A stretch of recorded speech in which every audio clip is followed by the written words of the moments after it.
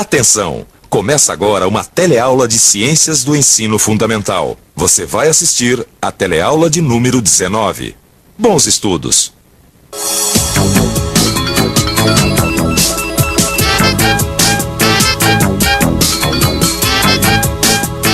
Segunda-feira brava, viu? Ainda mais depois de um fim de semana desses. Não, um dia mais lindo que o outro. O Alberto é que deve ter aproveitado também para passar o fim de semana em Ilhabela. Deve estar chegando cheio de novidades. Bom dia, Maria. Bom dia, mas o que é isso? Pegou catapora, Alberto? Não brinca com a desgraça dos outros que é pecado, hein? Não, mas o que é isso? É pitu que eu trouxe pra você, frutada do aperitivo. Não, isso aí, essas manchinhas no seu rosto, no seu braço. Borrachudo, Maria, borrachudo. Eu nunca vi tanto borrachudo na minha vida. Pelo jeito, eles gostaram mesmo de você. Não, assim, quer dizer, eu não sabia que em Ilhabela tinha tanto borrachudo. Me falaram que é porque lá tem muita água doce, sabe? Tem muitos rios, cachoeiras, corredeiras, laguinhos. Quer dizer, então, que onde tem rios e lagos tem borrachudos? Daí uma coisa que eu não sabia. Eu não entendi direito, não. Mas a gente vai entender tudo muito direitinho na nossa teleaula de hoje. Nós vamos ver que alguns seres vivos são muito diferentes quando jovens e adultos. E vamos entender a relação do ciclo de vida do borrachudo com a água doce. Vamos ver também que existem rios agitados, rios calmos e tranquilos, com águas transparentes ou com águas cheias de partículas. Vamos ver um espetáculo da natureza. O encontro das águas escuras do Rio Negro com as águas barrentas dos Solimões. E vamos observar que os seres que vivem em rios com águas límpidas e cristalinas são diferentes daqueles que habitam rios com águas cheias de partículas. A nossa teleaula está começando agora. Borrachudos atacam turistas em Ilhabela. Autoridades competentes declaram guerra ao inseto. Se providências não forem tomadas, o movimento de turistas vai cair. E a Ilhabela vive do turismo. Olha só que problemão. Vamos ver o que eles fizeram? Eles pulverizaram ruas, quintais das casas e praias. Olha, Alberto, deu no jornal aqui. Olha aqui, olha aqui. Eu que sou picado, eu sei que fica doida, Maria. Olha aqui, os borrachudos de Ilhabela viraram até notícia de jornal. E o jornalista nem me entrevistou, pode? Olha. Oi. Oi, Lineu. Olha aqui, quase que o Alberto vira notícia de jornal. Como assim? É que houve uma invasão de borrachudos lá em Ilhabela. Olha só como eu tô todo picado. Mas tá falando aqui que as autoridades vão mandar pulverizar a cidade. Olha, eu não sei o que tá escrito no jornal, eu tô chegando agora. Eu só sei que pulverizar cidades não vai adiantar nada. Vai me dizer que inseticida não mata borrachudo agora. Não, boa parte dos insetos morreria, mas... E não é o que precisa? A ilha sem os borrachudos é um paraíso. Os turistas iam voltar aos montes. Mas a alegria dura pouco, né, Alberto? Em pouco tempo, as revoadas de borrachudos voltariam, tá certo? E os turistas iam fugir assustados novamente. Ih, agora deu nó, viu? Dá pra explicar direitinho isso, Lineu? Primeiro, a gente precisa conhecer melhor o nosso inimigo. O borrachudo adulto possui asas e voa. Já a sua larva vive nas corredeiras de água que descem pelas montanhas. Ela se fixa às rochas pela sua parte de trás e pela parte da frente ela se alimenta. Ela possui uma espécie de filtro, uma peneira que recolhe as partículas de alimentos que são levadas pelas correntezas da água. Quer dizer que os desgraçados que me sugaram quase até a morte eram borrachudos adultos? E que a larva dos borrachudos vive nas águas correntes? Tá aí uma coisa que eu não sabia. É por isso que em Ilhabela tem tanto borrachudo. E é por isso também que pulverizar as cidades, quer dizer, as ruas, as casas, os quintais, mata só os adultos. Porque as larvas continuam vivas, crescendo nas corredeiras. E daí, quando viram adultos, atacam os turistas de novo, né? Então, realmente é um problema de difícil solução. Pra mim, esse cara tá enrolando, entendeu? Por que não manda logo pulverizar toda a ilha pra acabar com esses malditos? Você não sabe o que eu sofri, entendeu? Eu imagino, Alberto. Olha, eu não quero defender político, mas o que ele diz tem lá seu fundamento. Olha, que problema ecológico poderia acontecer se pulverizassem a ilha? Olha, como eu já disse, primeiro a gente tem que conhecer bem o nosso inimigo para depois descobrir a melhor forma de atacá-lo. Né? Se é que acabar com ele, é uma boa ideia. As larvas de borrachudos são o alimento preferido dos pitus, que são uma espécie de camarão de água doce. Quando uma larva de borrachudo recebe inseticida, essa substância tóxica fica acumulada no corpo do pitu que o comeu, podendo causar sua morte. Os pitus comem várias larvas de borrachudos por dia. Portanto, como ingere um pouco de veneno em cada uma delas, no final do dia acabaram ingerindo uma grande quantidade de veneno.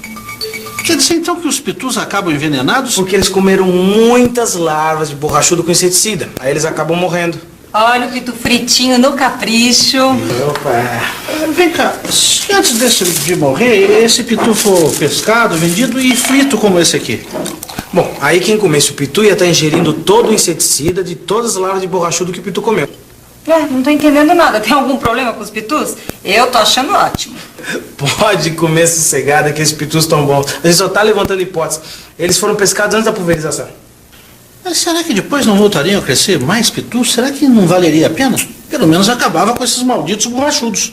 Bom, você ia estar prejudicando o meio ambiente e depois de um tempo os borrachudos iam voltar. Ué, como assim? Será que você não tá sendo muito pessimista, Lineu?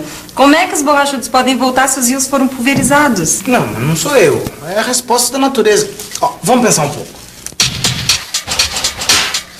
Vamos pensar um pouco. Vamos analisar todos os fatos. Com tanto inseticida que acumulariam ao comer as larvas de borrachudos, os pitus morreriam, certo? Os poucos borrachudos adultos que escapassem do inseticida se reproduziriam e colocariam novos ovos nas águas.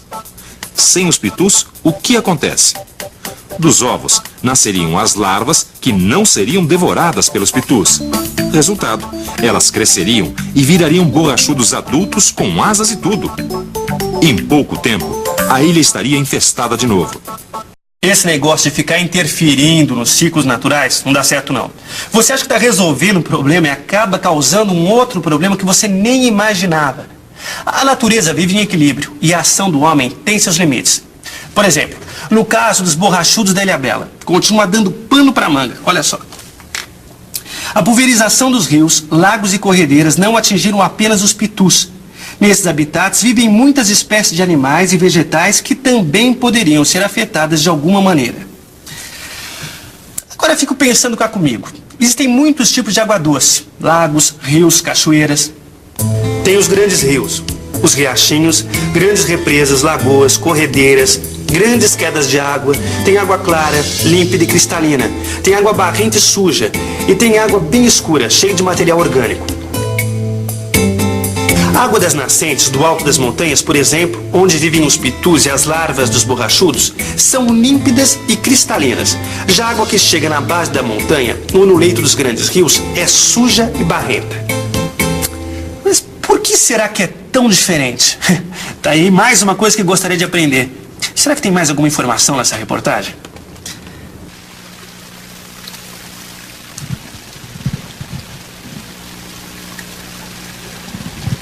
A água das nascentes desce em direção à base da montanha. Nesse caminho, filetes e córregos de água límpida se encontram, formando rios cada vez com mais volume de água. Esses riozinhos descem as montanhas e vão retirando pedacinhos de terra e pedrinhas. Essas partículas são levadas pela água, que vai ficando cada vez mais barrenta e suja. Quer dizer que a água nasce lá nas montanhas bem limpinha. Daí, à medida que vai descendo, vai sujando de terra, de pedrinhas, é isso? Isso, e as corredeiras e os rios vão se juntando, engrossando e aumentando a força da água. Tá aí. Agora eu entendi tudo. A gente foi primeiro num poção. Uma daquelas piscinas que se forma no rio, já na base da montanha. A água estava boa, mas era um pouco suja e barrenta, sabe? Mas depois, a gente foi até o alto da montanha, na cachoeira que tem lá. Daí sim, a água era límpida, cristalina, geladinha, é uma delícia. Foi lá que eu comprei os pitus. E foi lá também que os borrachudos quase acabaram comigo. Só de me lembrar eu já começo a me coçar todo. Olha, mas sabe que tirando os borrachudos você observou tudo perfeitamente. E sabe que a força da água não age só nas quedas, não. Ela vai desgastando a margem dos rios também.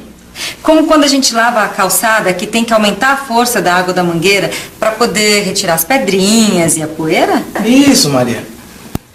Agora eu vou mostrar uma foto incrível para vocês. O encontro de dois rios. O Negro e o Solimões. De um lado, águas escuras. De outro, águas barrentas. Não é incrível? Eles caminham lado a lado e parece que não se misturam. Mas eu vou ler um trecho que explica melhor. Esses rios são volumosos porque foram formados a partir de vários riozinhos que desceram várias montanhas. Como esses riozinhos vieram de regiões diferentes, as partículas que carregam são diferentes. Por isso, o Rio Negro tem a cor escura e o Rio Solimões tem um aspecto mais barrento. Quando esses rios se encontram, eles se misturam sim, mas como são muito grandes, a área de encontro fica bem marcada, distinguindo-se claramente qual é a água de cada um deles. Realmente é um espetáculo à parte. Já os rios pequenos, que vêm de áreas diferentes, vão se encontrando com outros riozinhos, se misturando e ficando cada vez mais diferentes. Agora, será que esses rios com águas diferentes têm também habitantes tão diferentes? Os seres vivos que vivem nos grandes e calmos rios são diferentes daqueles das límpidas e pequenas corredeiras das montanhas. Larvas de vários insetos, pitus e peixes, como por exemplo a truta, só vivem nas águas movimentadas e transparentes do alto das montanhas. E aqui embaixo existe uma outra infinidade de peixes. Mas para falar sobre isso, nada melhor do que conversar com especialistas. Oi, deixa eu fazer uma perguntinha aqui. Vou falar ali com o moço. Que tipos de peixe de rio o senhor conhece? Aqui nesse rio dá muita pescada, robalo, caratinga. O baiacu, a corvina, mas assim é o robalo mesmo, né? Tainha, bagre, robalo, pescada, corvina e mais outros peixes que é mais difícil de encontrar, mas também existe aqui. Nossa, é peixe que não acaba mais. Da próxima vez, Alberto, traz um peixinho pra gente fazer ensopado. Tá bom. Olha, na verdade, existe peixe de todos os tamanhos, de todos os formatos e com vários hábitos alimentares também. Só no Rio Amazonas se calcula que existam mais de 3.000 espécies de peixes. 3.000 tipos de peixes? Puxa, incrível. É a mesma quantidade de peixes que existe em todo o Oceano Atlântico. Também é o rio com o maior volume de água do mundo. Tem espécies que se alimentam de fruta, outras que comem insetos e outras que se alimentam de outros peixes ou até mesmo de animais que atravessam os rios. Piranhas, por exemplo, que devoram animais em minutos. Também tem várias espécies de plantas aquáticas, umas que flutuam, outras submersas. Sem dúvida, a mais famosa é a Vitória Régia.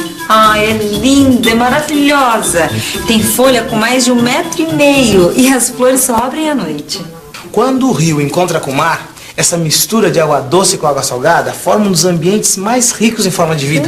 Mas isso é assunto para a nossa próxima teleaula. Por enquanto, você fica com a nossa revisão. E atenção, se liga aí que é hora da revisão. Nós aprendemos na teleaula de hoje que as formas adultas e jovens de alguns seres vivos, como os borrachudos, por exemplo, são diferentes tanto no formato como no local onde vivem. Vimos também que as relações dos seres vivos na natureza são muito complexas e que a interferência do ser humano pode provocar resultados inesperados, com prejuízos ao meio ambiente. Conhecemos alguns tipos de rios e lagos, como são formados e por que apresentam características diferentes. E por último aprendemos que diferentes seres vivos habitam as águas dos rios límpidos e velozes das montanhas e dos rios barrentos e calmos da planície. Da próxima vez que você observar um rio, tente descobrir que tipo de água ele tem, ver alguns dos seus habitantes. É sempre bom exercitar na prática os conhecimentos que a gente adquire aqui, nas nossas teleaulas. E tem mais. Estude e até a próxima. Com licença. Perdão?